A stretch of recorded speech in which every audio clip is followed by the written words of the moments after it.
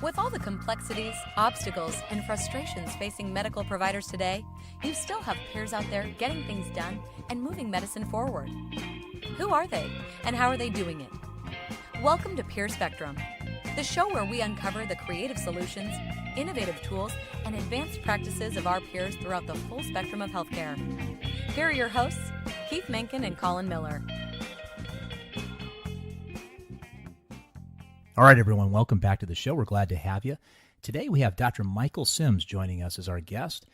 Michael is a chiropractor in Dallas, Texas, originally from Northeast Pennsylvania. He pursued his studies at Parker College of Chiropractic Medicine in Dallas, Texas. He's board certified with the National Board of Chiropractic Examiners, and he is in solo practice. We had a great conversation with him, and we really dug deep on some of his daily habits, the structure of his office, some things he learned early on going into solo practice, and things he's still learning today. Take a look. I think you're going to enjoy it.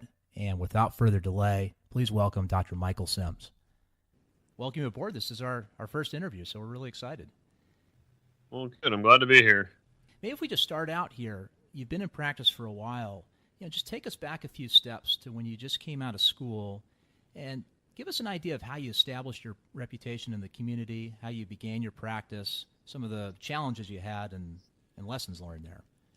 Well, when I first started practicing, it was another chiropractor and I had started together. We both opened an office together, and we were implementing a lot of the tools that we learned throughout school and various practices that we each worked for separately after school. And, tools such as physical therapy, and we were using a massage therapist and a wide range of different things. And we were just meeting people everywhere we could, basically. So obviously he had an established presence in the community. That helped you out.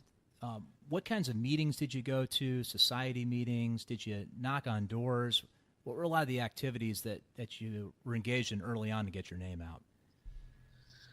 Yeah, we knocked on a lot of doors. I actually literally, when I first opened Sims Chiropractic, I went door to door in the neighborhood close to my office, and I just knocked on the door, introduced myself if someone answered, and I just saw if they needed any help, and if not, it was just basically a friendly hello, and I'm here.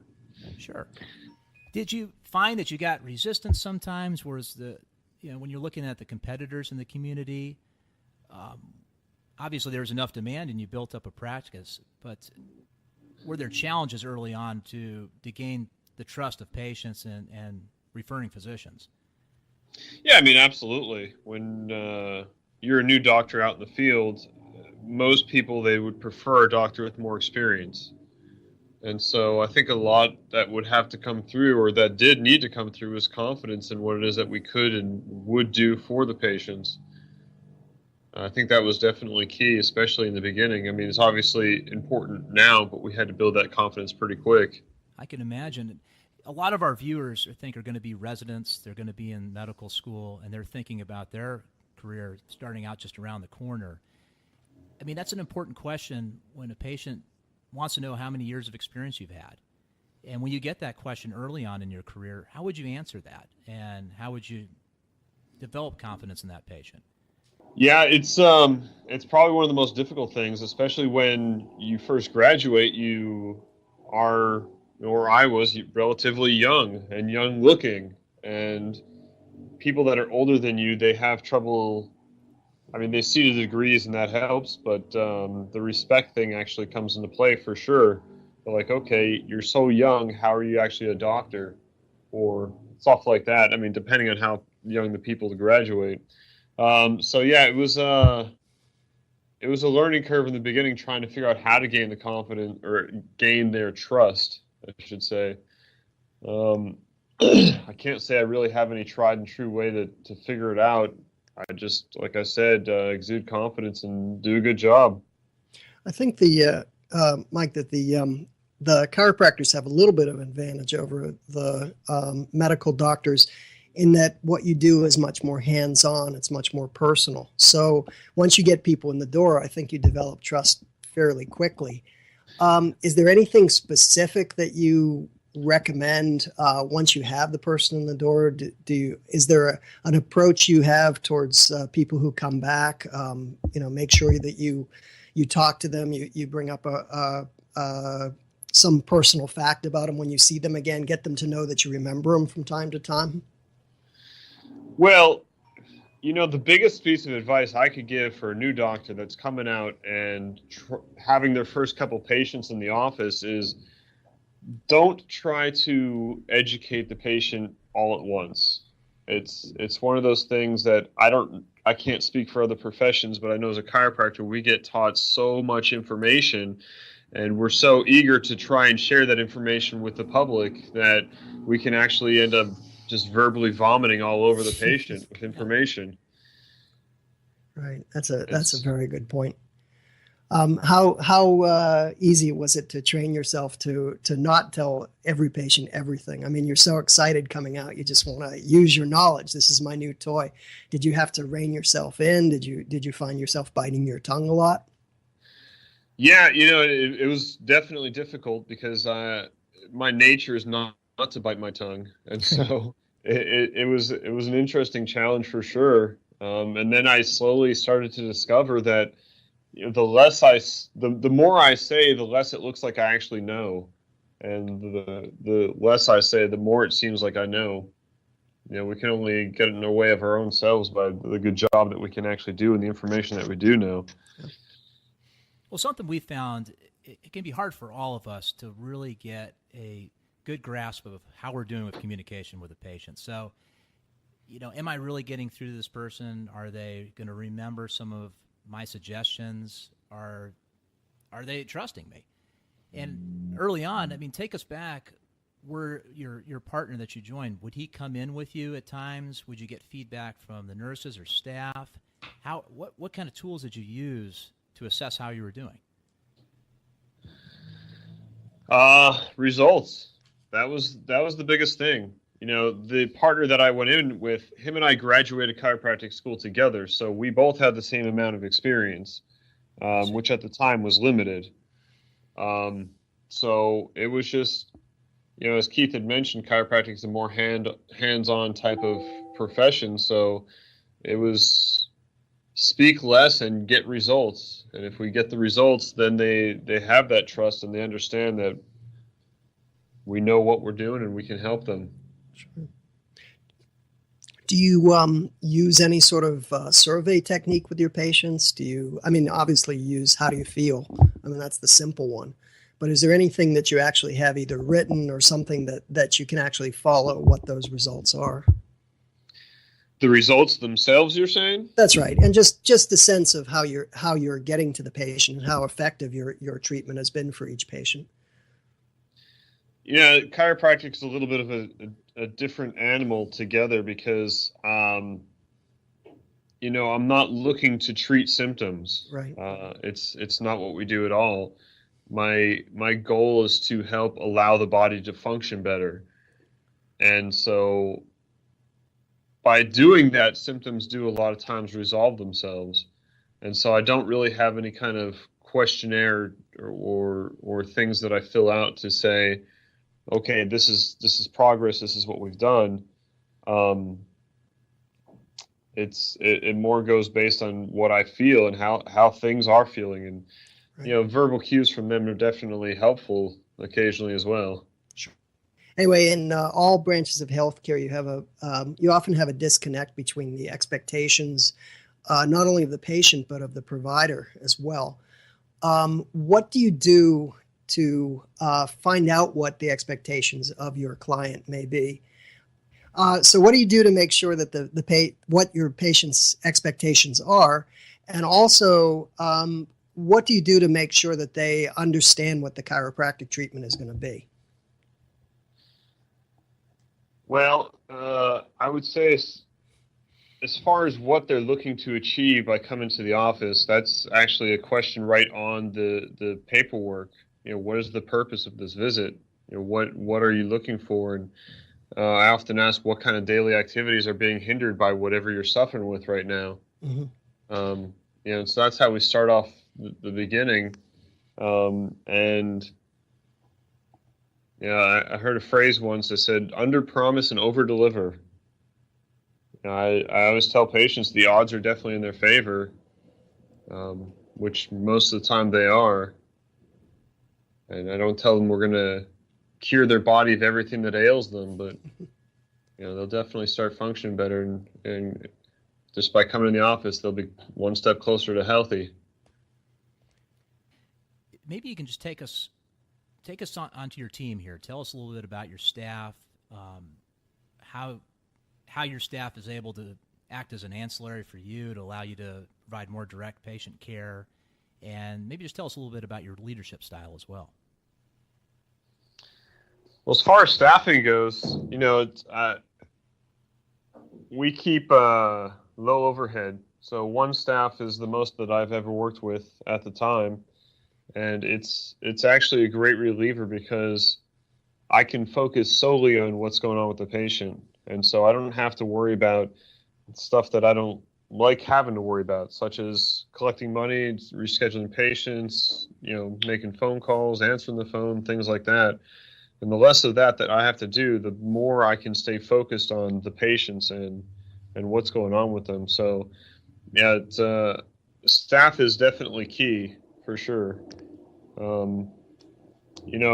Communication is also key as far as you and the staff. From what I've seen in my office, we have weekly meetings. There's always extra training that we do to try and just get better at serving the patient and serving the community. Well, that's interesting. Can you tell us more about those meetings themselves? What's covered? What kind of things are brought up and dealt with during the meetings and the training? I'd be really interested to hear about the ongoing professional medical education in your office.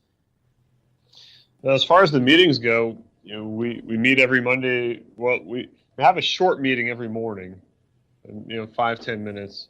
How do you think things went yesterday? What could we do better? What did we do good? And we have a very good open communication, so we're able to not take things personally and say, we could have done better here, we could have done better there.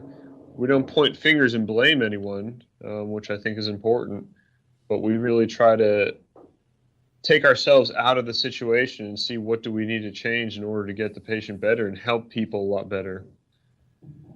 So I think that's definitely instrumental because it helps with the communication, because without regular check-ins like that, I think that things can actually easily just snowball out of control. And before you know there's a problem, it just can get a lot worse. Any specific examples on a problem recently that was dealt with early before things did snowball? I think one of them just recently was our reflex when we see somebody and we want to say hello, we automatically say, how you doing? Or how are you? That's a replacement for hello. And so I was talking with the front desk, and when somebody walks into a doctor's office and they ask, how are you? They're actually going to want to answer that question. And so that was something that we were working on, to not have the front desk ask the patient how they're doing as a hello, to say hello instead. If the patient asks them how they're doing, they're able to answer it, but we don't want to try and turn it into, this is what's bothering me today at the front desk. Right. What a great point. That's something that, to be honest, never crossed my mind, and I've been in practice for a long time. That's an excellent point that you just made. Just have it a greeting, have the front desk be the front desk, but save the concern, save the medical treatment for when you get back into the office itself. Absolutely. Michael, that was so good. Could we trouble you for one more? I think one of the things that we can tend to do is, when you have a patient that's more bubbly, more energetic, and they like to joke around and stuff, we kind of cater to that a little bit, or can have that tendency. And then you have somebody more reserved, you kind of match them a little bit, and it can become a dangerous game. You don't want to try to become a chameleon with the patients, you want to try and I think, try to keep a little bit of consistency, because the more that you try to shift and change with the patients that you're working with, the more another patient can be like, well, how come, you guys have a great relationship? Why aren't you joking with me? Or, things like that can get confusing. That's a very, very good point as well. And that's true. You do want to maintain your personality. That's part of what the patient will hold on to. And so, you don't want to necessarily just sort of play along with them.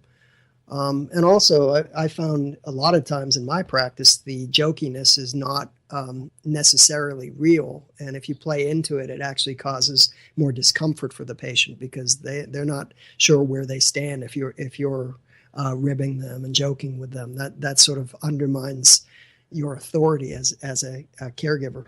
So that is another great point. Oh, absolutely. Hey, Michael, that's obviously something you've been thinking about recently. What triggered you to reevaluate your behavior there? Was it going to a meeting? Did you get an observation from a patient? No, I'm just, and again, it wasn't something that I was doing in particular, or something that I had noticed in my staff. And it's something that I've known from the past, that, from other kind of coaching and things that I've done, that I've noticed it's something to watch out for. And that makes sense. I firmly believe that in order, like I said earlier with training the staff, you see a problem, if you don't address it immediately, it turns into a lot bigger problem. So when I see something like that, I just try to mention something about it, or see how we can resolve it before it becomes too big. That's great. And also great that you're on that sort of day-to-day basis with your staff. So if it does come up, you're comfortable saying it, and hopefully, presumably, they're comfortable with you to say, Dr. Sims, do you know you do this, or do you know you do that? And you can take that to heart without being threatened by it. That's I think a very important skill. Yeah, communication is key, and it really is how you're communicating, but it's important in any relationship, especially a staff relationship. So you did practically a 4-year apprenticeship. You worked with other people for 4 years. There's two questions that brings up. Were you aware that you were going to move on to your own practice, and were you sort of taking notes? I know when we talked offline, we joked a little bit about how there's some negative learning involved. You learn, this is not how I don't want to do it.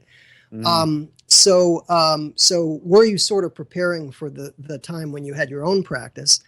And the other question is, how did you get the courage to step away from an established practice? Because that's something that is really, really hard in healthcare. You're in a practice that is working. It's theoretically successful. The office is open. Patients are coming in. How do you make that leap into space? Well, when I was working for the other chiropractors, I looked at it as just more schooling. It's almost like a paid internship, because there's so much that they teach you in school, but once you get outside of that bubble of school and you get into the real world, things can change sometimes drastically. So, two of the doctors that I had worked with during that period of time, they've been practicing for almost 17 years. And so they had a lot of wisdom and things to learn from them. But, as I said, there also was a lot of things to learn what not to do. Right. They get into bad habits and things, and you notice them and you pick up on them. But, obviously you don't say anything to somebody that's been doing it for that long, because, egos can come and get in the way. Sure. But, it was definitely a big learning curve. And then as far as going out on my own, I guess I'm just kind of spontaneous like that. I'm like, all right, I'm just going to go do this. And so I don't have any really fear when it comes to that, but it's just different personality types for sure. Right. I just, one day it's like, okay, let's do it. And now's the time. And it just happened to work out. That's great. And was there anything in your schooling, anything at Parker, that prepared you for going into practice on your own? Did they have specific classes? Were there specific discussions about how to be a provider, how to be a professional? We were taught very well how to be a doctor. we weren't taught how to run a business. Right. And that is the biggest thing missing from our education, I would say. There's small business classes, but they have to try and tailor it to moving anywhere in the world, literally. And, just there's only small things they can really include. And so I don't blame the schools themselves, but my education as far as running a business was very lacking when I got out into business. And, like any other lesson, I kind of had to learn it the hard way and pay for those lessons. But, it's a trial and error. I was fortunate enough to run in a couple of good docs that really helped guide me and give me some tutelage and guidance along the way. So obviously, those guys were mentors for you. And, yeah, absolutely.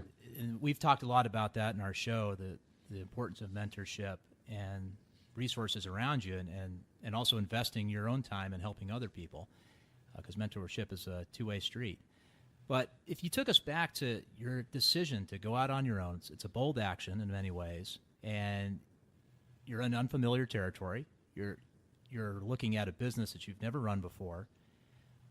What were some lessons that you learned early on? If there was a student in chiropractic school right now who's thinking about doing the same thing, or someone in a group practice who's thinking about taking the same steps you did, what are some early lessons that you wish you could have, what things you wish you could have done better, or resources you could have pulled on? Well, I would say, and like I said earlier, when you're getting out of practice and you're first starting, communication with the patient is key. You need to learn how to effectively communicate what it is that you're doing with the patient. That's extremely important. Did you go to, say, sit down with an accountant for a while, or an attorney, or watch the back office of a practice? Were there classes you took, books you read, resources you used? No, on all of those. I didn't talk with an attorney. I didn't consult a CPA. I didn't really talk with anything about it. And I'm definitely not saying I did things the right way. I kind of did things more my way, which is part of that learning process. I think I would have talked with a mentor before opening the practice. I was out. We were practicing for almost a year before I actually met a mentor and talked with them and got some guidance as far as how to run the business, how to do all aspects of it and do it in a better way.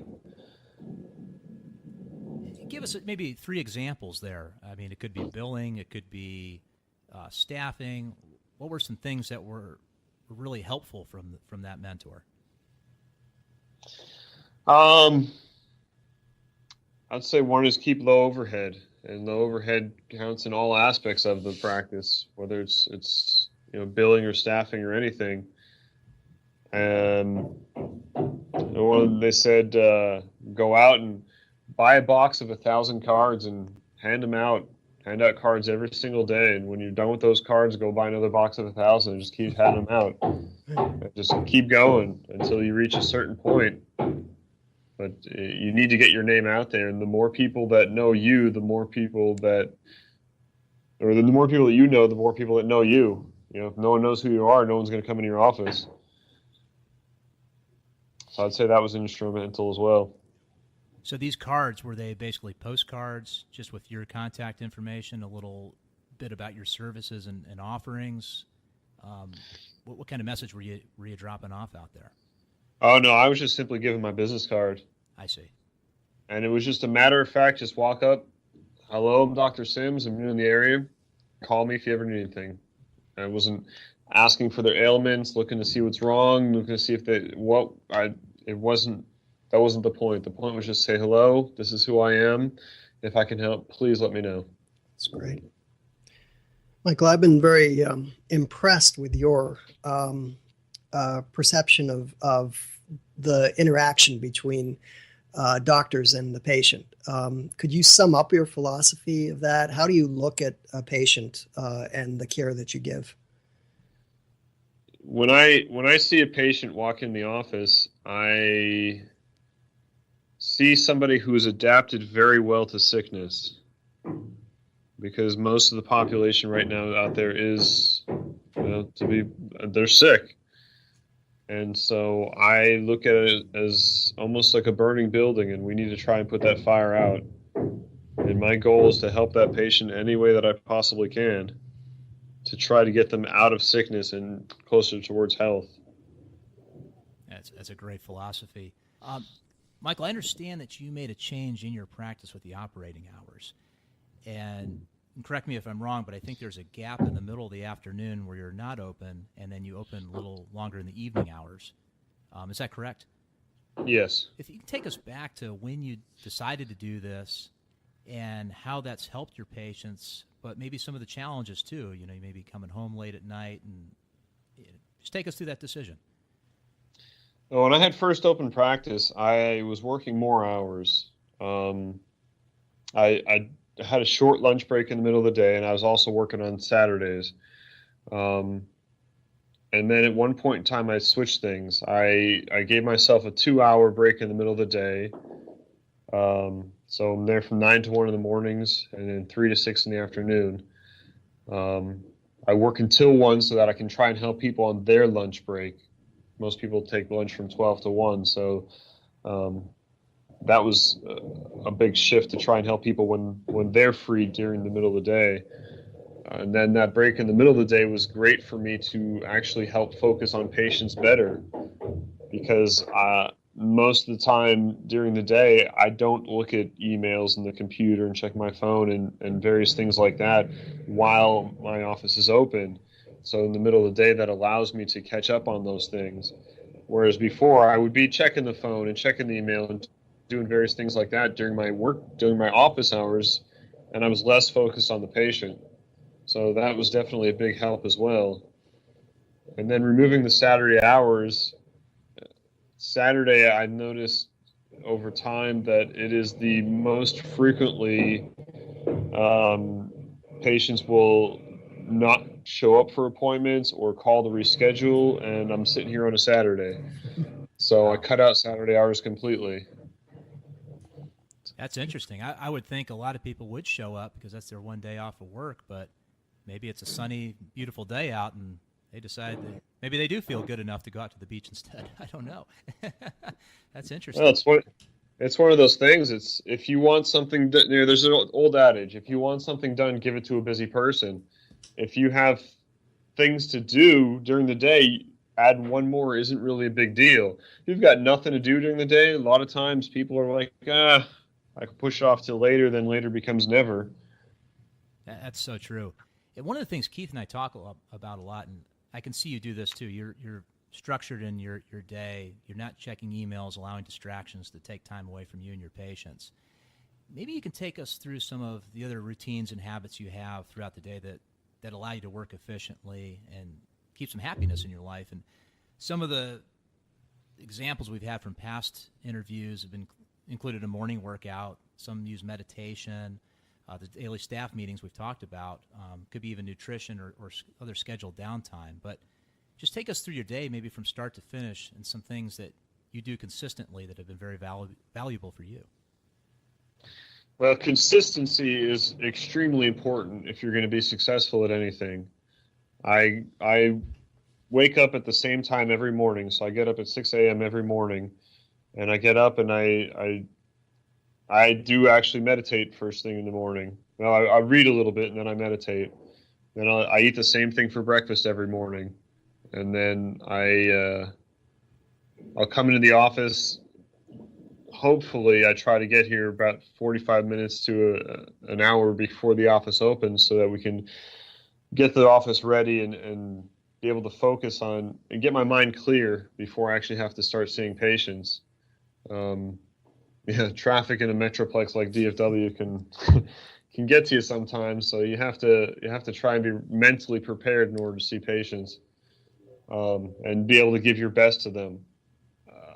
And then I do occasionally work out during lunchtime, but I really like to really keep it light. Chiropractic is a very physical profession. It's an athletic profession, and if I use all of my energy to work out during lunch, I don't have anything left to give the patients afterwards. Sure. And then nighttime is kind of free time after I got off at 6.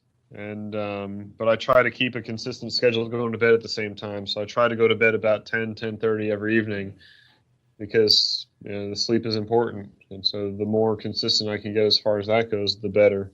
That's so great. One of the mistakes I think a lot of healthcare providers do is they try to fit so much into their time that they're always rushing, and as a result, they're always behind. I always tried to get to the office 45 minutes before too, just so I had a chance to focus, get my energy reserves ready for the day. And I think that's so important. Is there something specific you do when you get to the office to sort of prepare for the day? Are you able to sort of think about the patients that are coming in, or think about the mission that's at hand, or how do you set yourself up for the practice that's coming up? So when I come in the office first thing in the morning, I go right to my office in the office, and I just do a short little meditation almost. And then I'll have the schedule there, and I look at the schedule, and I just try to think about the patients that are coming up throughout the day, and what challenges they might be struggling with. And then, I mean, the way this office runs, really anybody could show up throughout the day then. Right. And so, I try to think about who I have on the schedule and then be open for whatever else happens. Expect the unexpected. Good. Absolutely. That's fantastic. Just two more quick things, and we'll let you get back. In our daily routines, meditation, I think that's really interesting. Is that something you've been doing for many years now? Is that something more recent? And tell us a little bit more about that. Is it guided meditation? Is it something you do on your own?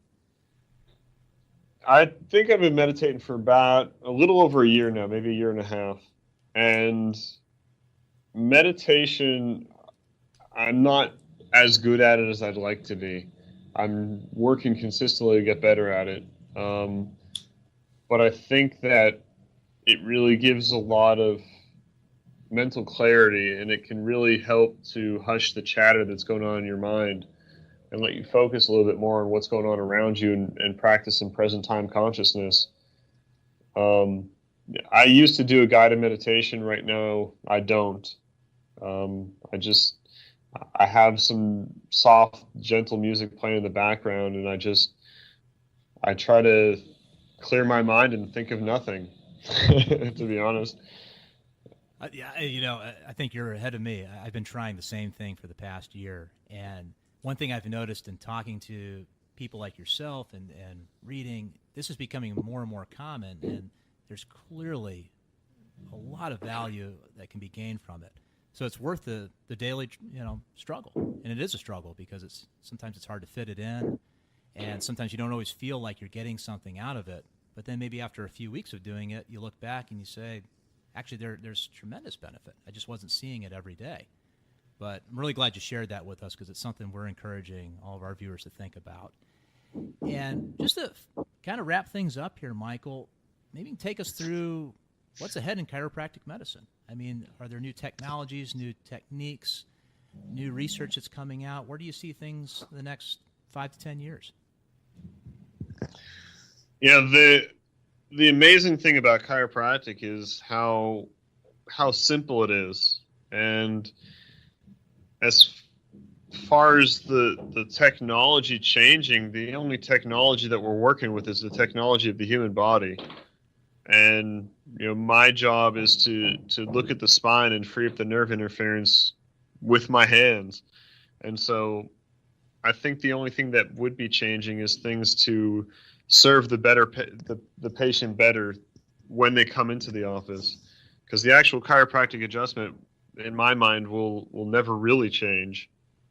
But we'll have tools that to get patients in the office and documentation, be able to document things a little easier and be able to bill a little easier, and as far as that kind of technology goes. But I see more and more practices moving in the direction that I have my practice right now, and I don't have all the massage and the nutrition and the physical therapy and all these other professions in my office. I'm working on being a master of one thing, and that's the chiropractic adjustment, and trying to get people better with that and be as good at that as I possibly can be. And with the shifts that are happening, especially in insurance today, I see more and more practices moving in that direction, because I think a lot of that stuff was added into the practices purely for financial reasons. And they're realizing that if you try to do too many things at once, you're not going to be as good at all of them as you can be just at one thing. Wow, I couldn't agree more. It's very insightful, and I think that's something all of our viewers can really think deeply on, because it really is your craft. And it doesn't just have to be chiropractic medicine. Everyone has their specialty, and that's often lost today in the world of multitasking and hustle bustle, but being very good at something still has tremendous value. And with that, Michael, we got to let you get back to your craft. We really, really appreciate your time today. We had a lot of fun, and we'd love to have you back sometime too.